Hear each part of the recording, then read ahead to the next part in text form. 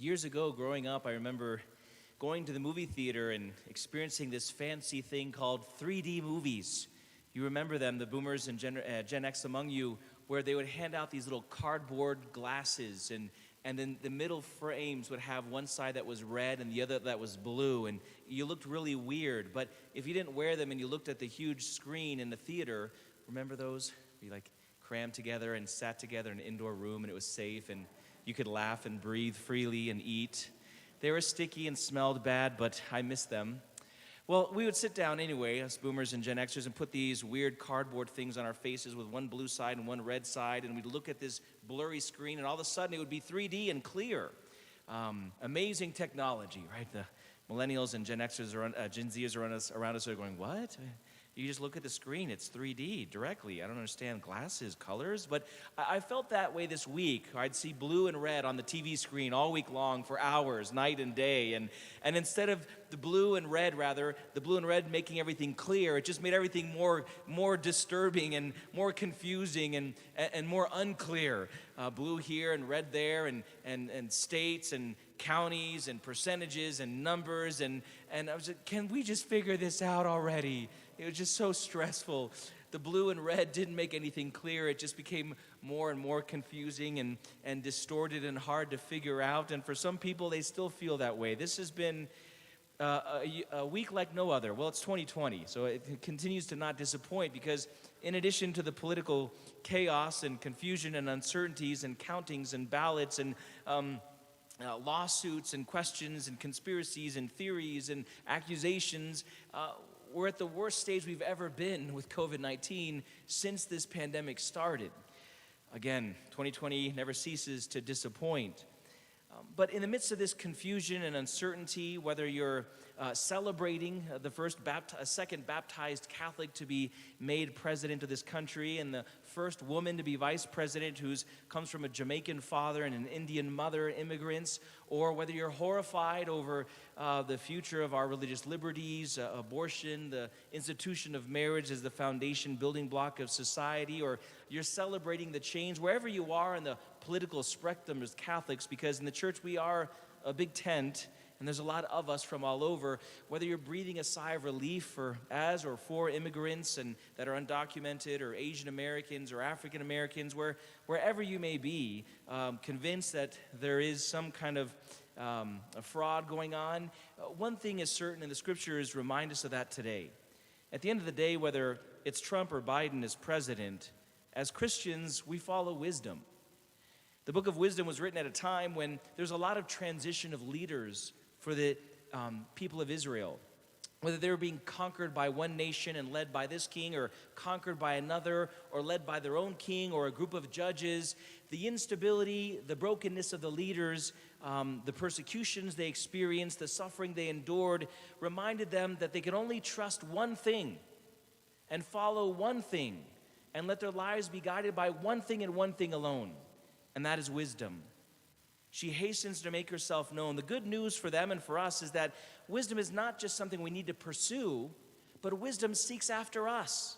She makes herself known in anticipation of their desire. Whoever watches for her at dawn shall not be disappointed.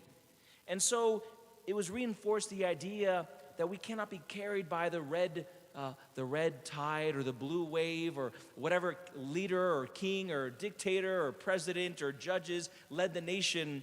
We will be led by wisdom. We will be conformed to wisdom. We will be grounded in this pursuit of wisdom itself. Wisdom will be our guide and our leader. And as Christians, we recognize that wisdom personified and literally embodied in the person of Jesus Christ. In the gospel today, in this parable from Matthew, it's the gospel, of course, of the 10 virgins who had their lamps ready to welcome the bridegroom who was to come, and 5 brought extra oil and the 5 others did not. And the bridegroom was long delayed, as was the custom back then. They would marry, and not until he could provide a home for his wife would he then go to his wife, his father-in-law now's home, to bring his wife home. And when he would go to his father-in-law's home, usually there was a barter and trade and negotiation over things before he took her daughter and brought her to his home as his wife. And so he was delayed, as was oftentimes the case. And in that delay, they run out of oil. But the church fathers tell us that that oil is symbolic. It symbolizes our acts of charity, our good deeds. Some of the virgins had enough good deeds, had enough acts of charity, that they could wait on the Lord and not be afraid. All of them fell asleep. Their falling asleep was not indicative of a fault or failing on their part.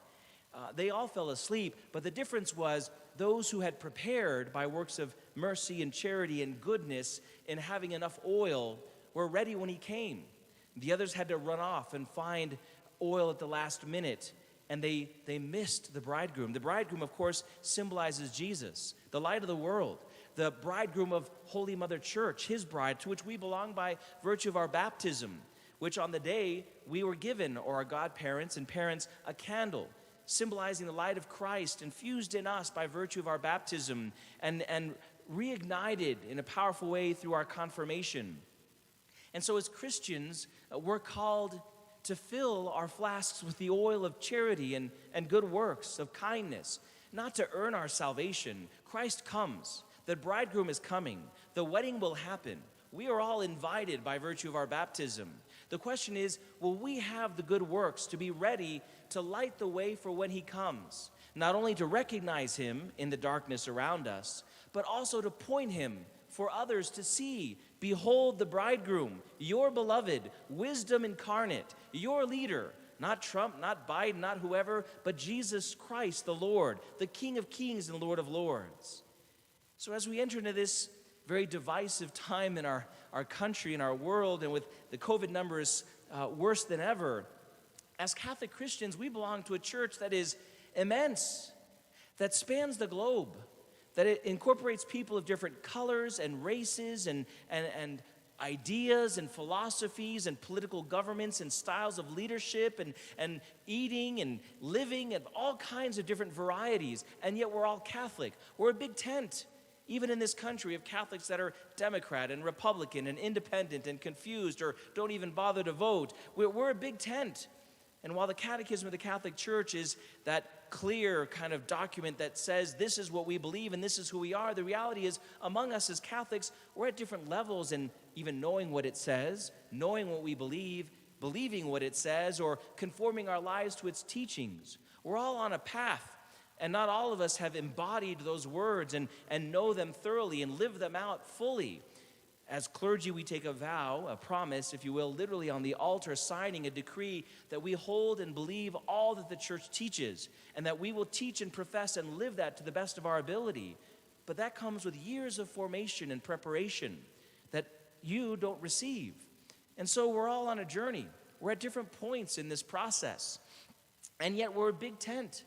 And as that big tent of Catholics that is universal around the world, we are meant to stand as a light in this nation so divided right now, to stand as a light and a source and symbol of unity. We can be different and get along. We can disagree and not be disagreeable.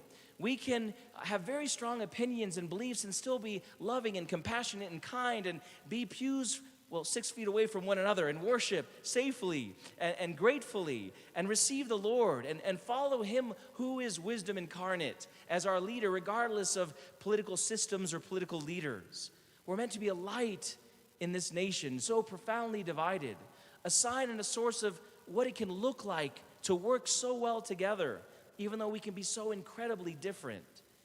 And so I challenge you to hear the words of the gospel today and to consider filling your flasks with the oil of charity and good works. Go over to the neighbor's house, which is full of leaves, where they had their Trump signs and you had your Biden signs, or vice versa, and without asking them, rake their leaves. Go to the person who was against Proposition 115 that we voted yes for and shovel their driveway. Visit the elderly lady who adores Trump or hates Trump, whatever it might be, and she's alone and it's cold, and bring her soup or coffee, leave it at the doorstep and walk away, of course, keep her safe. Let's fill up our opportunities and occasions that God presents with works of charity, We're not going to be held back by political, religious, or cultural differences. Because we're led by wisdom, who is Jesus the Christ, we will do works of charity and compassion and love to all, those who agree with us and those who disagree with us politically. Whether they're red or blue or purple or confused, we will love them because Christ is our leader. We follow wisdom, and we know that the bridegroom is coming. He has promised that he will return, and we must have our flasks filled with oil, acts of charity, works of mercy, because he may be delayed in coming for the sake of the conversion and salvation of others who do not know him. And so we must hang our lanterns high and bright and alight the way to see him coming and to point him out for others who do not know him by our acts of charity. Look, some of you may be mourning. Half of our country is mourning. We're worried about COVID. We're worried about whoever our next president's going to be. We're deeply divided. And there's a lot of fear and a lot of impending death because of COVID. And we worry about the numbers going forward. And there was a great fear to Paul's community among the Thessalonians as well. This is the very first reading, the oldest letter of St. Paul in the New Testament. What we heard from today, his first letter to the Thessalonians. And Paul had to leave because they were trying to kill him. And so he sends Timothy to follow up and see how the community is doing. And they tell him, we're being persecuted and killed. We believe that we wouldn't die until the Christ came. So either the Christ is a lie, or the people who died are going to hell because they didn't believe. And they're afraid. And they're mourning the death of their loved ones. Like so many of us in this country and around the world have mourned the death of people we know that have died from COVID and complications from COVID. And that's why Paul writes them, do not grieve like the rest with those who do not have hope. They will rise, and we will meet them. We will be caught up with the Lord and be with them again. Do not be afraid. Do not mourn like people without hope, for we will see them again. The Lord himself, with a word of command, with the voice of an archangel, with the trumpet of God, will come down from heaven, and the dead in Christ will rise first. Do not be afraid. Continue to persevere. You have been confused, but here is the truth. And in the truth there is hope. And if Christ is the bridegroom, and we are his bride, the church, then it is up to us, here and now, to fill our flasks with acts of charity this week, with the leaves that have fallen and the snow that will come and the illnesses that will affect many, to do our part to make a difference in the lives of others who we agree with and disagree with, to prepare for Thanksgiving so that it doesn't feel like Halloween, horrifying and scary, with different generations arguing about who the president might be and others looking at the turkey going, wow, your death was quick. This has been taking all year for me. I wish I were the bird, right? Fearful of what may come and the divisions and the differences of opinions politically and otherwise. Let's just pave the way for the coming of the Lord and light it up with works of charity and compassion and goodness. Fill your flasks, light your lanterns, lift them up, for the King of glory is coming, and we, his children, must light the way, not only to see his face and celebrate when he comes, but to light the way for others to see him through our acts of charity and to recognize that this is the bridegroom, the Lord, the one who has come to save us and to lead us until then.